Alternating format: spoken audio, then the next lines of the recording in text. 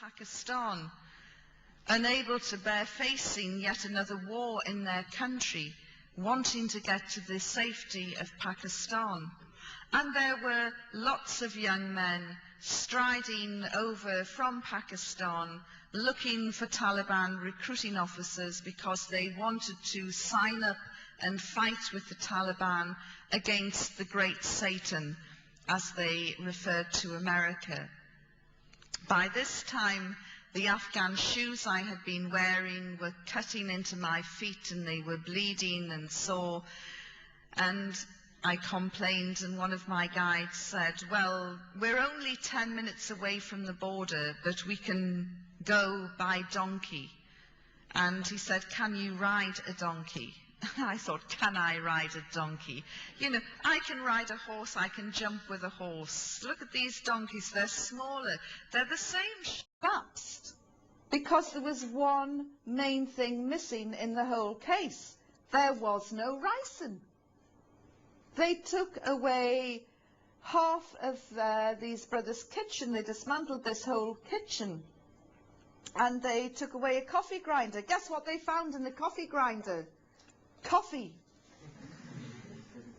The case collapsed. It was kicked out of court because there was no ricin. There was no ricin plot. And so there was no ricin conspiracy. All of it lies. The Sunday Times, the Rupert Murdoch paper, highly respected, ran a big story about an Algerian suicide bomber who was arrested by police, but they had to let him go because they had little evidence. But British intelligence knew that he was about to go on a martyrdom operation. The battle to preserve our freedoms aren't being fought on the streets of Kabul or Baghdad. They have to be fought in our streets, in our towns and villages and cities, right across Europe, across America, across Australia, even in New Zealand. You cannot afford to sit back and be relaxed. When I became a Muslim, like all of you here, the reverts anyway, we joined the biggest and the best family in the world.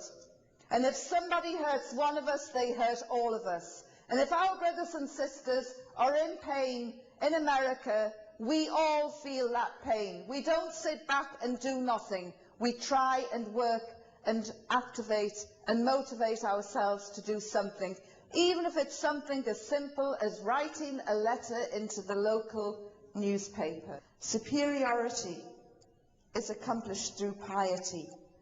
Not beauty, not wealth, not power, not position, not sex. Now that, again, is liberating. Muslim feminists have always been a hot topic, especially by weak men who feel threatened by the thought of empowered women. It is clear to me, though, that the Prophet, peace be upon him, was not alone in his admiration of women. The father of Arab feminism, Qasim Amin, caused a storm in 1899 when he declared that the emancipation of women was essential to strengthen the Egyptian nation in the face of British colonial rule. The male-dominated Victorians cited the hijab as an example